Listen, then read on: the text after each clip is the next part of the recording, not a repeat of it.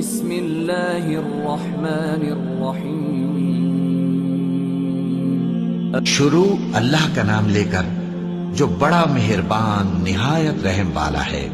الف لام را، یہ ایک پر نور کتاب ہے، اس کو ہم نے تم پر اس لیے نازل کیا ہے کہ تم لوگوں کو اندھیروں سے نکال کر روشنی کی طرف لے جاؤ، یعنی ان کے پروردگار کے حکم سے عزت والے خوبیوں والے مالک کے راستے کی طرف، یعنی اس اللہ کے راستے کی طرف کہ جو کچھ آسمانوں اور زمین میں ہے سب اسی کا ہے۔ اور ان کافروں کے لیے عذاب شدید کی وجہ سے تباہی اور بربادی مقدر ہے، جو آخرت کے مقابلے میں دنیاوی زندگی کو پسند کرتے اور لوگوں کو اللہ کے راستے سے روکتے اور اس میں کجی چاہتے ہیں۔ یہ لوگ بڑے دور کی گمراہی میں ہیں، اور ہم نے کوئی پیغمبر نہیں بھیجا مگر وہ اپنی قوم کی زبان بولتا تھا تاکہ انہیں احکام الہی کھول کھول کر بتا دے۔ پھر اللہ جسے چاہتا ہے گمراہ رہنے دیتا ہے اور جسے چاہتا ہے ہدایت دیتا ہے، اور وہ غالب ہے، حکمت والا ہے۔ اور ہم نے موسیٰ کو اپنی نشانیاں دے کر بھیجا کہ اپنی قوم کو تاریکیوں سے نکال کر روشنی میں لے جاؤ اور ان کو اللہ کے دن یاد دلاؤ، اور اس میں ان لوگوں کے لیے جو صابر و شاکر ہیں نشانیاں ہیں۔ اور جب موسیٰ نے اپنی قوم سے کہا کہ اللہ نے جو تم پر مہربانیاں کی ہیں ان کو یاد کرو، جبکہ اس نے تم کو فرعون کی قوم سے رہائی بخشی، وہ لوگ تمہیں برے برے عذاب دیتے تھے اور تمہارے بیٹوں کو مار ڈالتے تھے اور تمہاری لڑکیوں کو زندہ رہنے دیتے تھے، اور اس میں تمہارے پروردگار کی طرف سے بڑی آزمائش تھی۔ اور جب تمہارے پروردگار نے تم کو آگاہ کیا کہ اگر شکر کرو گے تو میں تمہیں زیادہ دوں گا، اور اگر ناشکری کرو گے تو یاد رکھو کہ میرا عذاب بھی سخت ہے۔ اور موسیٰ نے صاف صاف کہہ دیا کہ اگر تم اور جتنے اور لوگ زمین میں ہیں سب کے سب ناشکری کرو تو بھی اللہ بے نیاز ہے، قابل تعریف ہے۔ بھلا تم کو ان لوگوں کے حالات کی خبر نہیں پہنچی جو تم سے پہلے تھے، یعنی نوح اور عاد اور سمود کی قوم اور جو ان کے بعد تھے، جن کا علم اللہ کے سوا کسی کو نہیں۔ جب ان کے پاس ان کے پیغمبر نشانیاں لے کر آئے تو انہوں نے اپنے ہاتھ ان کے منہوں پر رکھ دیے کہ خاموش رہو، اور کہنے لگے کہ ہم تو تمہاری رسالت کو تسلیم نہیں کرتے، اور جس چیز کی طرف تم ہمیں بلاتے ہو ہم کو اس میں بھاری شک ہے۔ ان کے پیغمبروں نے کہا، کیا تم کو اللہ کے بارے میں شک ہے جو آسمانوں اور زمین کا پیدا کرنے والا ہے؟ وہ تمہیں اس لیے بلاتا ہے کہ تمہارے گناہ بخشے اور ایک مدت مقرر تک تم کو مہلت دے۔ وہ بولے کہ تم تو ہمارے ہی جیسے آدمی ہو، تمہارا یہ منشا ہے کہ جن چیزوں کو ہمارے بڑے پوجتے رہے ہیں ان کے پوجنے سے تم ہمیں روک دو، تو اچھا کوئی کھلی دلیل لاؤ، یعنی معجزہ دکھاؤ۔ پیغمبروں نے ان سے کہا کہ ہاں ہم تمہارے ہی جیسے آدمی ہیں، لیکن اللہ اپنے بندوں میں سے جس پر چاہتا ہے نبوت کا احسان کرتا ہے، اور ہمارے اختیار کی بات نہیں کہ ہم اللہ کے حکم کے بغیر تم کو تمہاری فرمائش کے مطابق معجزہ دکھائیں۔ اور اللہ ہی پر مومنوں کو تو بھروسہ رکھنا چاہیے، اور ہم کیوں اللہ پر بھروسہ نہ رکھیں حالانکہ اس نے ہم کو ہمارے دین کے سیدھے رستے بتائے ہیں، اور جو تکلیفیں تم ہم کو دیتے ہو اس پر ہم صبر کریں گے، اور اہل توکل کو تو اللہ ہی پر بھروسہ رکھنا چاہیے۔ اور جو کافر تھے انہوں نے اپنے پیغمبروں سے کہا کہ یا تو ہم تم کو اپنے ملک سے باہر نکال دیں گے یا تم ہمارے مذہب میں واپس آ جاؤ۔ بس ان کے پروردگار نے ان کی طرف وحی بھیجی کہ ہم ظالموں کو ہلاک کر دیں گے اور ان کے بعد تم کو اس زمین میں آباد کر دیں گے۔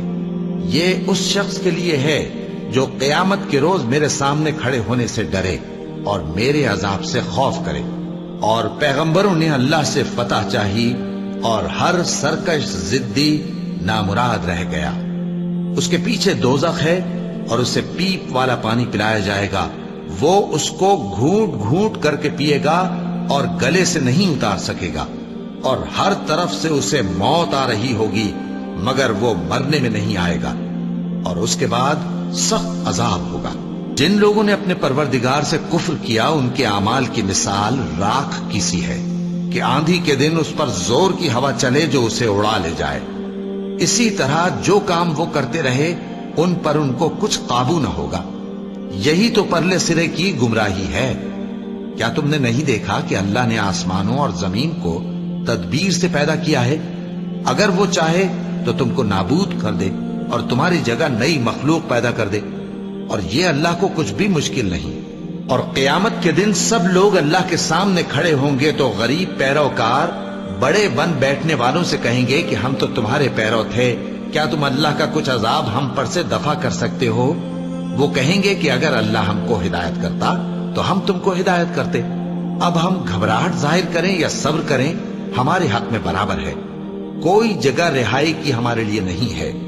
اور جب حساب کتاب کا کام فیصل ہو چکے گا تو شیطان کہے گا جو وعدہ اللہ نے تم سے کیا تھا وہ تو سچا تھا، اور جو وعدہ میں نے تم سے کیا تھا وہ جھوٹا تھا، اور میرا تم پر کسی طرح کا زور نہیں تھا۔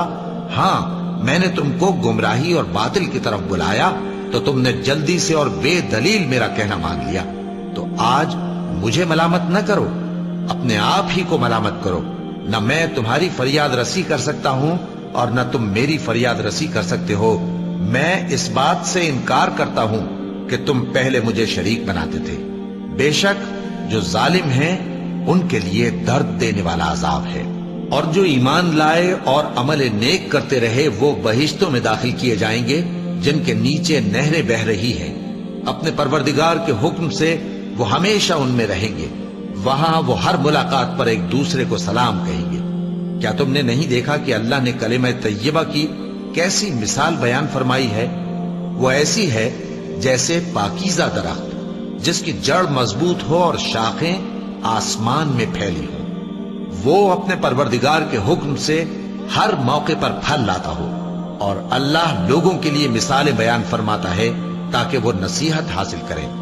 اور ناپاک بات یعنی غلط عقیدے کی مثال ناپاک درخت کی سی ہے کہ وہ زمین کے اوپر ہی سے اکھیڑ کر پھینک دیا جائے، اس کو ذرا بھی قرار و ثبات نہیں۔ اللہ مومنوں کے دلوں کو صحیح اور پکی بات سے دنیا کی زندگی میں بھی مضبوط رکھتا ہے اور آخرت میں بھی رکھے گا۔ اور اللہ بے انصافوں کو گمراہ کر دیتا ہے، اور اللہ جو چاہتا ہے کرتا ہے۔ کیا تم نے ان لوگوں کو نہیں دیکھا جنہوں نے اللہ کے احسان کو ناشکری سے بدل دیا اور اپنی قوم کو تباہی کے گھر میں لا اتارا، یعنی دوزخ میں، کہ سب ناشکرے اس میں داخل ہوں گے اور وہ برا ٹھکانہ ہے۔ اور ان لوگوں نے اللہ کے شریک مقرر کیے کہ لوگوں کو اس کے رستے سے گمراہ کریں۔ کہہ دو کہ چند روز فائدے اٹھا لو، آخر کار تم کو دوزخ کی طرف لوٹ کر جانا ہے۔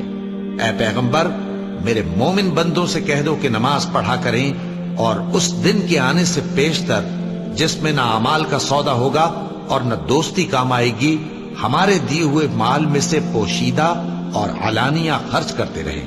اللہ ہی تو ہے جس نے آسمانوں اور زمین کو پیدا کیا اور آسمان سے مے برسایا، پھر اس سے تمہارے کھانے کے لیے پھل پیدا کیے اور کشتیوں اور جہازوں کو تمہارے زیر فرمان کیا تاکہ وہ سمندر میں اس کے حکم سے چلے، اور نہروں کو بھی تمہارے زیر فرمان کیا، اور سورج اور چاند کو تمہارے لیے کام میں لگا دیا کہ دونوں دن رات ایک ڈگر پر چل رہے ہیں، اور رات اور دن کو بھی تمہاری خاطر کام میں لگا دیا، اور جو کچھ تم نے مانگا سب میں سے تم کو عنایت کیا۔ اور اگر اللہ کے احسان گننے لگو تو شمار نہ کر سکو، مگر لوگ نعمتوں کا شکر نہیں کرتے۔ کچھ شک نہیں کہ انسان بڑا بے انصاف ہے، ناشکرا ہے۔ اور جب ابراہیم نے دعا کی کہ اے میرے پروردگار، اس شہر کو لوگوں کے لیے امن کی جگہ بنا دے، اور مجھے اور میری اولاد کو اس بات سے کہ بتوں کی پرستش کرنے لگیں بچائے رکھیو۔ اے پروردگار، انہوں نے بہت سے لوگوں کو گمراہ کیا ہے، سو جس شخص نے میرا کہا مانا وہ میرا ہے، اور جس نے میری نافرمانی کی تو تو بخشنے والا ہے، مہربان ہے۔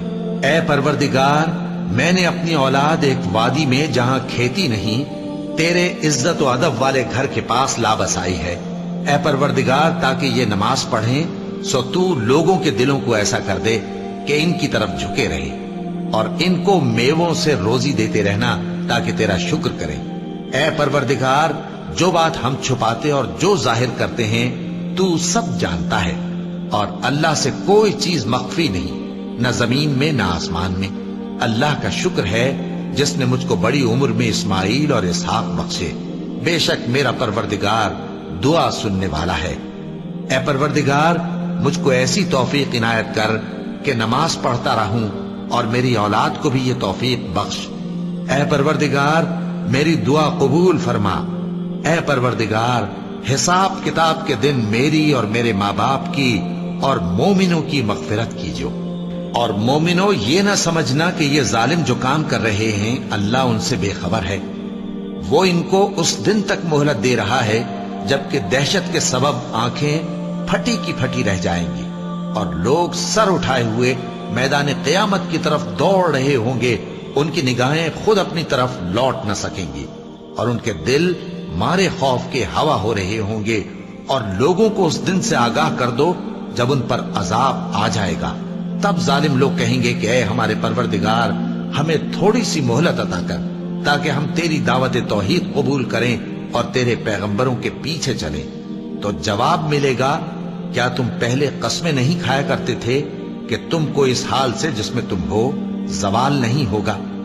اور جو لوگ اپنے آپ پر ظلم کرتے تھے تم ان کے مکانوں میں رہتے تھے اور تم پر ظاہر ہو چکا تھا کہ ہم نے ان لوگوں کے ساتھ کس طرح کا معاملہ کیا تھا اور تمہارے سمجھانے کے لیے مثالیں بیان کر دی تھی۔